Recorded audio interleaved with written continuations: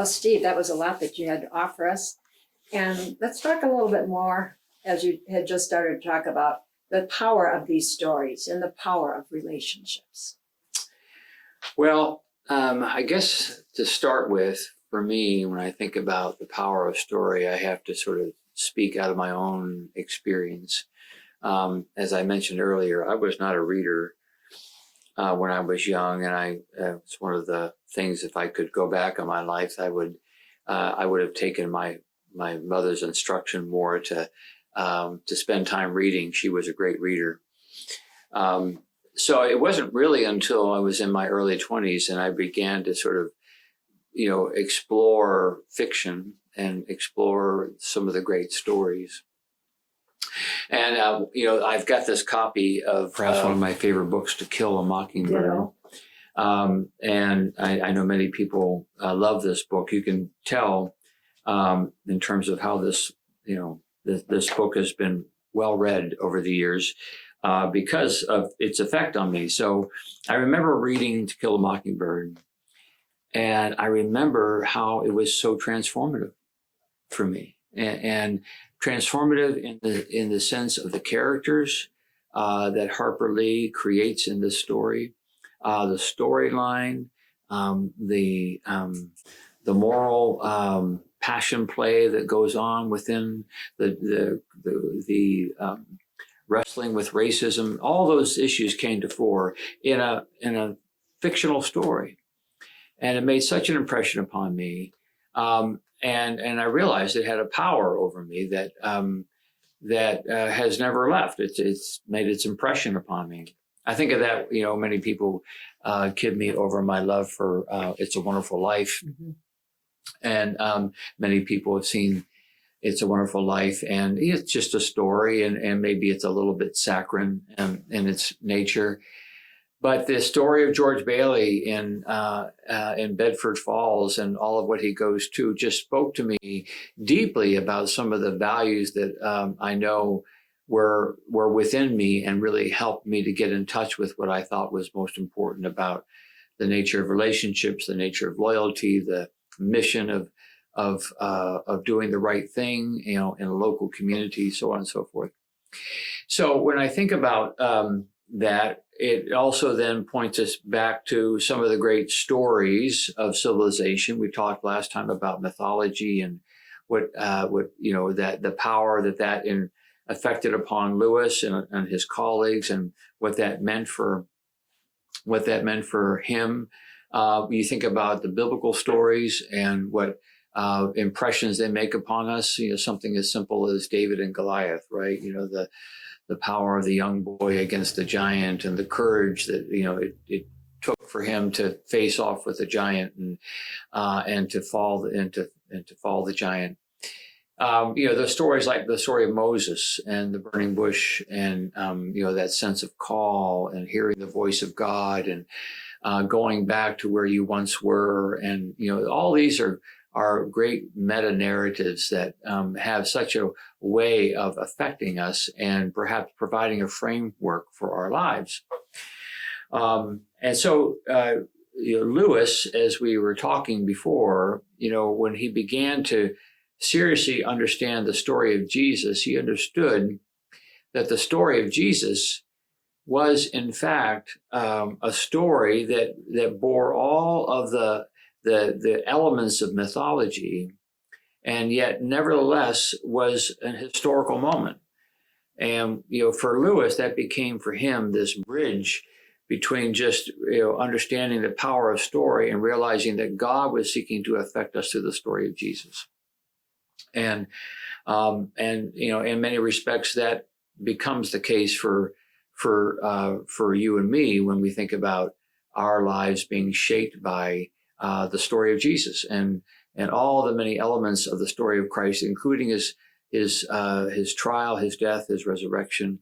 All of those become these major movements in not only the story of Christ, but our own story. What does that mean for us to pick up our own cross? What does that mean for us to die to ourselves? What does it mean for us to be raised into a new creation? We take on the essential elements of the story of Jesus. So this exercises great power in Lewis's life as it does ours.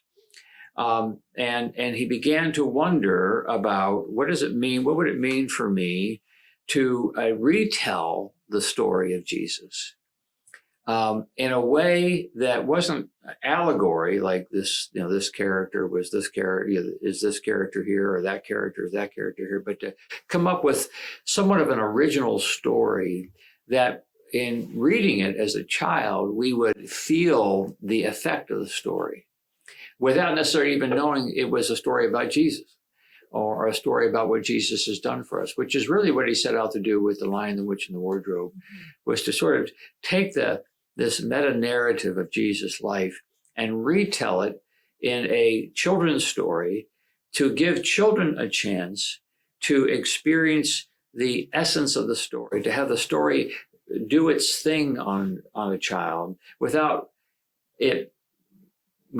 adults telling the children that this is all about God or this is all about Jesus. So I want to read to you a quote of Lewis's that I think best explains what Lewis was attempting to do when he began to consider writing The Lion, the Witch, and the Wardrobe. He says this in an essay called "Sometimes Fairy Stories May Say Best What's to Be Said." He writes this: "I thought I saw how stories of this kind, fairy tales, could steal past a certain inhibition which had paralyzed much of my own religion in childhood. Why did one find it so hard to feel about God or about the sufferings of Christ? I thought the chief reason was that one was told that one ought to. An obligation to feel can freeze feelings, and reverence itself did harm. And the whole subject was associated with lowered voices, almost as if it were something medical. But supposing that by casting all these things into an imaginary world, stripping them of their stained glass and Sunday school associations, one could make them for the first time appear in their real potency. Could one not thus steal past those watchful dragons? I thought one could." So Lewis, I think, so wonderfully describes what the whole impetus was for him in terms of his relationship with story and thinking about how story could in fact be a great vessel for the essence and meaning of Christianity. So he sets to write The Lion, the Witch, and the Wardrobe. So that's sort of half the story, in the sense that that's what the power of story, drives him toward writing the Chronicles of Narnia. But then the other piece of this, as we were talking about before, the power of relationships. Lewis came to believe that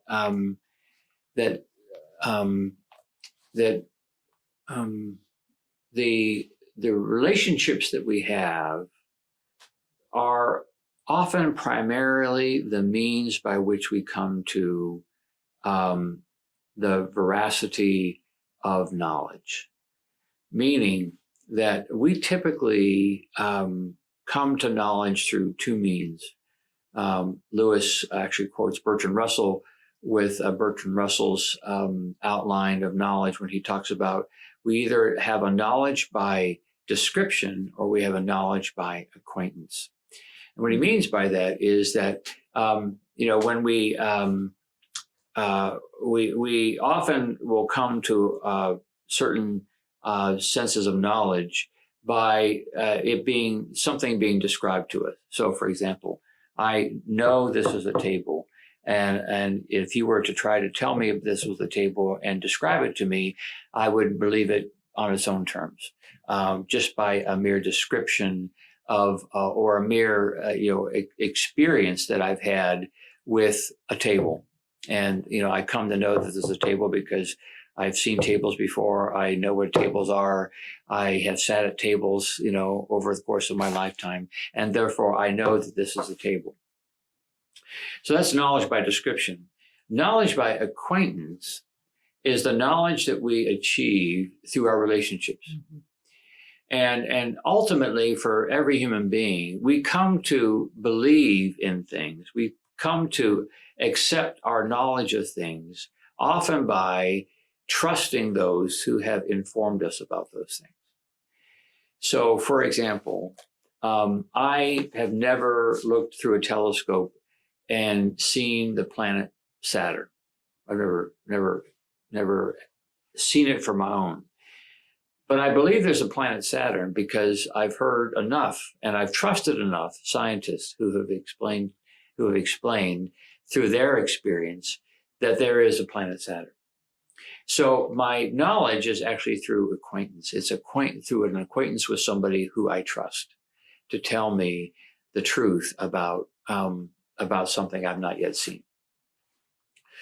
So Lewis really hung on to this for his own life because he knew for himself that he had come to a knowledge of Christ through his acquaintance with those that he trusted. There were those colleagues in his life that he believed and trusted and knew were trustworthy, and more came to believe and understand that what they were saying was true. And I wanted to just point out a description of how he explains that in an essay called On Obstinacy in Belief. And he says this: in Christianity, faith is demanded of us, but there are situations in which we demand it of others. There are times when we can do all that a fellow creature needs, if only he will trust us, in getting a dog out of a trap, and extracting a thorn from a child's finger, and teaching a boy to swim, or rescuing one who can't, and getting a frightened beginner over a nasty place on a mountain. The one fatal obstacle may be their distrust. We are asking them to trust us in the teeth of their senses, their imagination, and their intelligence. We ask them to believe that what is painful will relieve their pain, and that what looks dangerous is their only safety.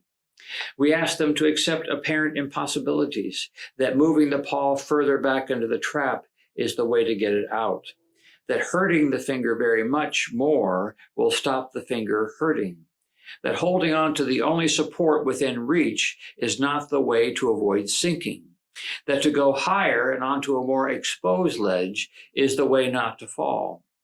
To support all these incredibilia, we can rely only on the other party's confidence in us, a confidence certainly not based on demonstration, admittedly shot through with emotion, and perhaps, if we are strangers, resting on nothing but such assurance as the look of our face and the tone of our voice can supply, or even for the dog on our smell. So Lewis, really comes to believe this as a real essence of knowledge, that in the long run, so much of what we have come to believe has been predicated upon the trust we have in others who have shared with us their own belief. And so with this in mind, Lewis takes this power of relationship, this power of the trust that we have in others, along with this power of story, and he combines them together in the Chronicles of Narnia, through which he hopes to be able to tell several of these stories that speak to some of the essences of Christianity. But he also uses within the stories characters that become, for the children who are in the stories, guides that they have to come to trust in order for them to discover more of what is to be found in the land of Narnia. And we'll unpack some of that along the way as we get into some of these stories. But it's important, I think, to understand how the power of story and the power of relationships comes together in Lewis creating these children's stories in order for children to gain two things. One is to allow the power of story to affect them, but then also to help them to think about who they trust and what relationships should they trust in order to come to their own set of belief for themselves. So